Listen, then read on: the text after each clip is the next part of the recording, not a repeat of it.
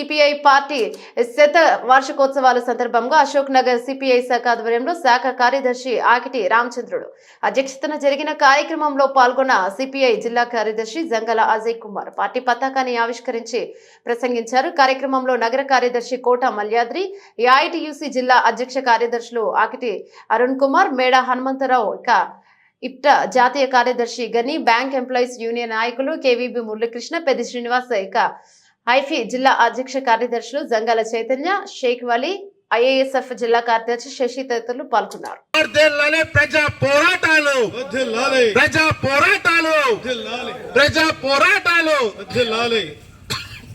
సాధిస్తాం అమరవీరుల ఆశయాలను, సాధిస్తాం అమరవీరుల ఆశయాలను. వద్దులాలి మాసిజం లెనినిజం, వద్దులాలి ఎర్ర జెండా, జిందాబాద్ సిపిఐ, జిందాబాద్ సిపిఐ. తర్వాత పేదలు మరింత పేదలుగా దిగజారిపోతున్నారు. అలాగే దేశంలో ఉన్నటువంటి ఆర్థిక వ్యవస్థ చిన్నాభిన్నమైపోయింది. పారిశ్రామిక రంగం అంబానీకి, అదానీకి కట్టబెడతా ఉన్నారు. అలాగే సామాజిక రంగంలో ఈ దేశంలో ప్రపంచ దేశాల్లోనే అతిపెద్ద ప్రజాస్వామ్య లౌకిక భావాలు కలిగిన, ఎన్నో మతాలు, ఎన్నో కులాలు ఉన్న సామరస్యపూర్వకమైనటువంటి వ్యవస్థకు నిలువుటద్దంలాగా ఉన్నటువంటి భారతదేశంలో నరేంద్ర మోడీ అండతోటి దేశంలో సంఘ్ పరివార్ శక్తులు, చెడ్డీ గ్యాంగ్ మత మారణ హోమాల్ని సృష్టిస్తూ ఉన్నది. ఈ మారణ హోమానికి వ్యతిరేకంగా దేశవ్యాప్తమైనటువంటి పోరాటాన్ని కొనసాగిస్తూ ఉన్నారు. మణిపూర్లో జరిగినటువంటి మారణ హోమం ఇంకా చల్లారలేదు. అలాగే దేశంలో ప్రజలకు అన్నం పెట్టే రైతాంగం ఇవాళ రోడ్ల మీదకి వచ్చి లాఠీ దెబ్బలు తింటా ఉన్నారు. వాళ్ళ లాభాల కోసం రైతులు రాలేదు. ఈ దేశంలో ఉన్నటువంటి వ్యవసాయ రంగాన్ని రక్షించాలని నరేంద్ర మోడీ ప్రవేశపెట్టిన 3 వ్యవసాయ వ్యతిరేక రాక్షస నల్ల చట్టాలను రద్దు చేయాలని పెద్ద ఎత్తున ఉద్యమాన్ని నడుపుతూ ఉన్నారు. ఈ ఉద్యమంలో అనేక మంది రైతులు అసూలు బాసిన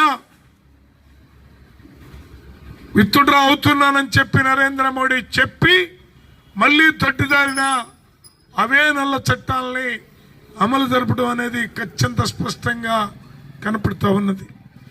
అందుకనే భారత కమ్యూనిస్ట్ పార్టీ ఇవాళ దేశవ్యాప్తంగా నరేంద్ర మోడీ వ్యతిరేక పోరాటాన్ని, బీజేపీ వ్యతిరేక పోరాటాన్ని, ఎన్డీఏ వ్యతిరేక పోరాటాన్ని పెద్ద ఎత్తున నిర్వహించబోతా ఉన్నాం. అందులో భాగంగానే ఈ నెల 30వ తేదీన దేశవ్యాప్తంగా అన్ని వామపక్ష పార్టీల్ని సమీకరించి సిపిఐ చొరవతోటి దేశవ్యాప్తంగా నరేంద్ర మోడీ వ్యతిరేక పోరాటాన్ని కొనసాగిస్తూ పార్లమెంటులో అమిత్ షా చేసినటువంటి దుర్మార్గమైనటువంటి ప్రసంగం, అంబేద్కర్ గారిని కించపడుతూ చేసినటువంటి ప్రసంగాన్ని విత్డ్రా చేసుకోవాలని అమిత్ షాని తక్షణమే బర్తరఫ్ చేయాలని డిమాండ్ చేస్తూ 30వ తేదీన జరిగే కార్యక్రమం భారీ ఎత్తున దేశవ్యాప్తంగా వామపక్ష పార్టీల్లో ఆధ్వర్యంలో జరగబోతా ఉంది. ఈరోజు డిసెంబర్ 26న మేము దేశవ్యాప్తంగా ఈ దేశంలో సోషలిస్ట్ వ్యవస్థ స్థాపన కోసం, అంబేద్కర్ రాజ్యాంగాన్ని పరిరక్షణ కోసం, ఆర్థిక పారిశ్రామిక రంగాల్ని పరిరక్షించడం కోసం, సామాజిక రంగాన్ని పరిరక్షించడం కోసం భారత కమ్యూనిస్ట్ పార్టీ కార్యకర్తలంగా, నాయకులంగా దీక్ష పొందుతూ ఈ రోజున ఈ కార్యక్రమంలో జెండా ఎత్తేటటువంటి అవకాశాన్ని కల్పించినటువంటి అశోక్ నగర్ శాఖని పూర్తిగా అభినందిస్తూ పండుగ వాతావరణంలో నిర్వహించిన ఈ కామ్రేడ్స్ అందరికీ పేరు పేరున ధన్యవాదాలు తెలియజేస్తూ, జిల్లా సమితి తరఫున వారికి విప్లవాభివందనాలు తెలియజేస్తూ సెలవు తీసుకుంటా ఉన్నా. కమ్యూనిస్ట్ పార్టీ 1925 డిసెంబర్ 26వ తేదీన కాన్పూర్లో ఆవిర్భవించడం అనేది జరిగింది.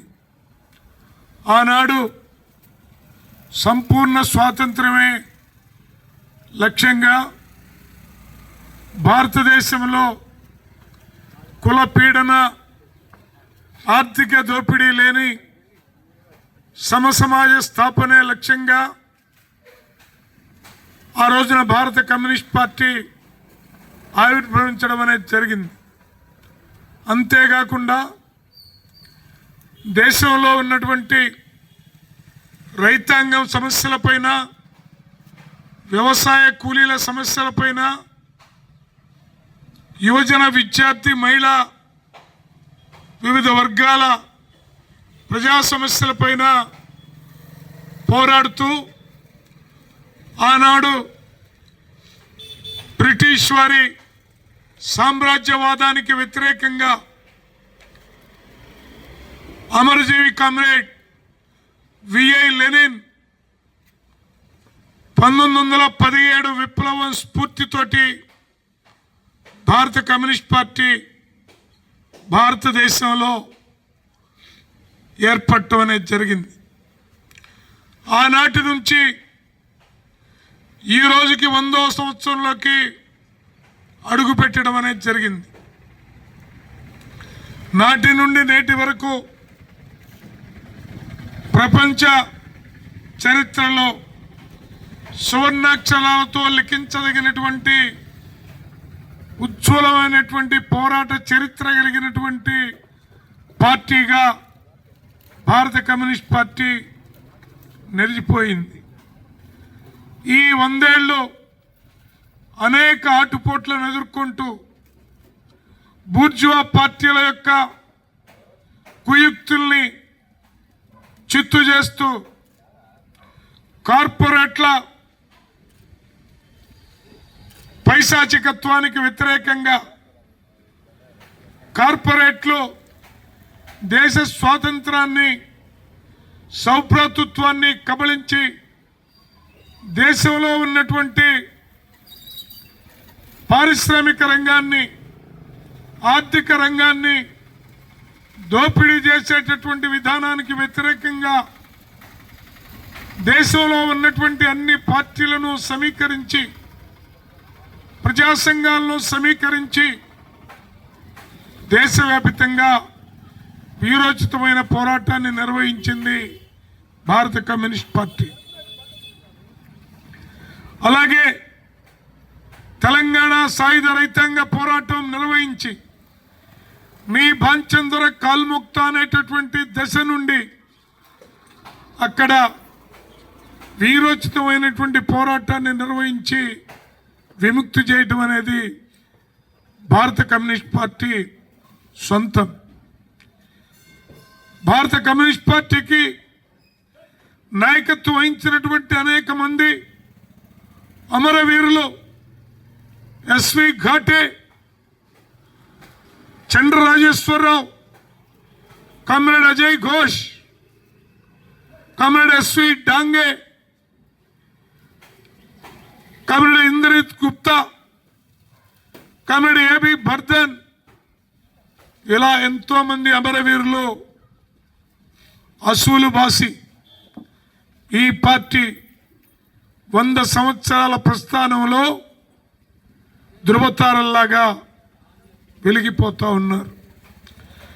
అలాగే గుంటూరు జిల్లా కమ్యూనిస్టు ఉద్యమంలో పోలేపెద్ది నరసింహమూర్తి మొదలు, ఆ తర్వాత పులుపుల వెంకట శివయ్య, వేములపల్లి శ్రీకృష్ణ, మందపాటి నాగిరెడ్డి, వల్లూరు గంగాధర్రావు, కామ్రేడ్ జీవి కృష్ణారావు, గోగినేని సూర్యం, ఇలాంటి ఎందరో అమరవీరులు జిల్లాలో నగరంలో అసూలు బాసి గుంటూరు జిల్లా సమగ్రాభివృద్ధి కోసం, గుంటూరు నగర సమగ్రాభివృద్ధి కోసం అనేక పోరాటాలని నిర్వహించడం అనేది జరిగింది. ఈ రోజున దేశంలో నరేంద్ర మోడీ అధికారంలోకి వచ్చిన తర్వాత దేశ స్వాతంత్రానికే ముప్పు వాటిల్లే పద్ధతుల్లో దేశంలో ఉన్నటువంటి మత సామరస్య లౌకిక వ్యవస్థలకు ప్రమాదం పరుడువిల్లే పద్ధతుల్లో నరేంద్ర మోడీ పాలన కొనసాగుతూ ఉంది. నరేంద్ర మోడీ అధికారంలోకి వచ్చిన తర్వాత పేదలు మరింత పేదలుగా దిగజారిపోతున్నారు. అలాగే దేశంలో ఉన్నటువంటి ఆర్థిక వ్యవస్థ చిన్నాభిన్నమైపోయింది. పారిశ్రామిక రంగం అంబానీకి అదానీకి కట్టబెడతా ఉన్నారు. అలాగే సామాజిక రంగంలో ఈ దేశంలో ప్రపంచ దేశాల్లోనే అతిపెద్ద ప్రజాస్వామ్య లౌకిక భావాలు కలిగిన ఎన్నో మతాలు ఎన్నో కులాలు ఉన్న సామరస్యపూర్వకమైనటువంటి వ్యవస్థకు నిలువుటద్దంలాగా ఉన్నటువంటి భారతదేశంలో నరేంద్ర మోడీ అండతోటి దేశంలో సంఘ్ పరివార్ శక్తులు, చెడ్డీ గ్యాంగ్ మత మారణ హోమాల్ని సృష్టిస్తూ ఉన్నది. ఈ మారణ హోమానికి వ్యతిరేకంగా దేశవ్యాపితమైనటువంటి పోరాటాన్ని కొనసాగి